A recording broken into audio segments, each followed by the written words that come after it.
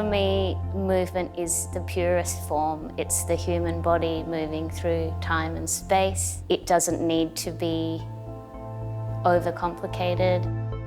I love that when people watch it, just like viewing a painting, they can have their own thoughts. They don't need to understand language. Sometimes the movement of an arm is all we need to understand a very deep thought.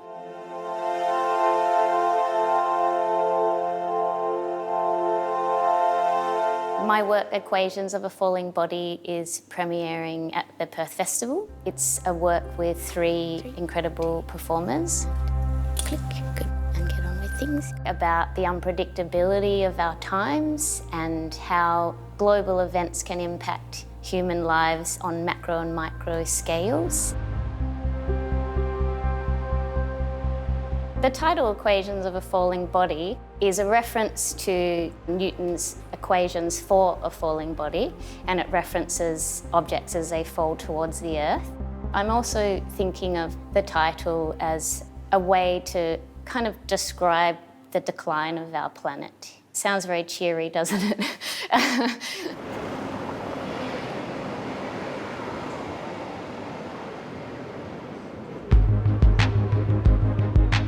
When we set out to explore this work, it was the year 2019, which feels like about 50 years ago.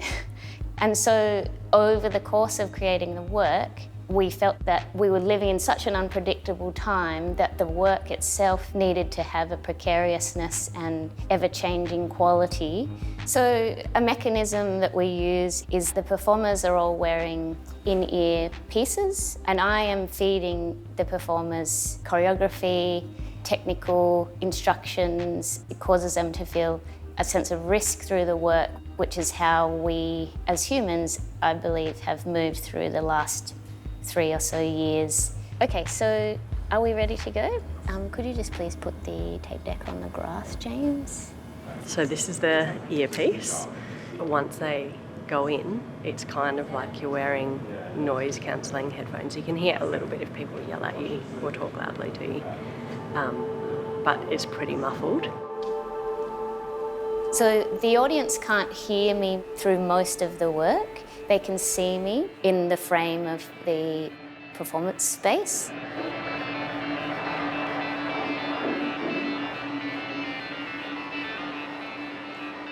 We have choreographed sequences, and we also have totally unknown material to really take the performers by surprise.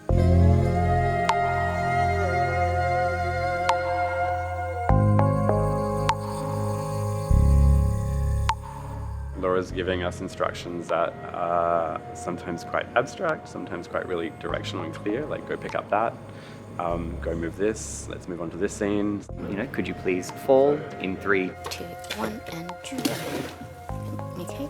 Sometimes I'm actually reading headlines to the performers from that morning, and then I give them choreographic information to fill out kind of the abstract question around that.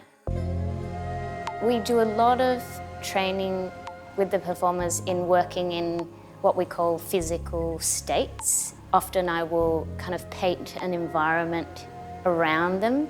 I think it really gives a great sense to them of what the physicality might need to be. We can see the fire coming from over near the fan.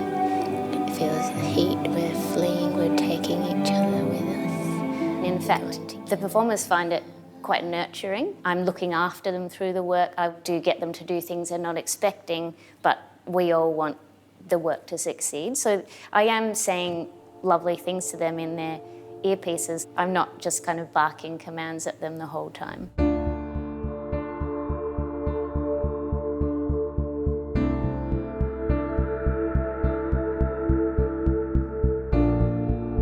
Resilience is looked at in a few ways during the work.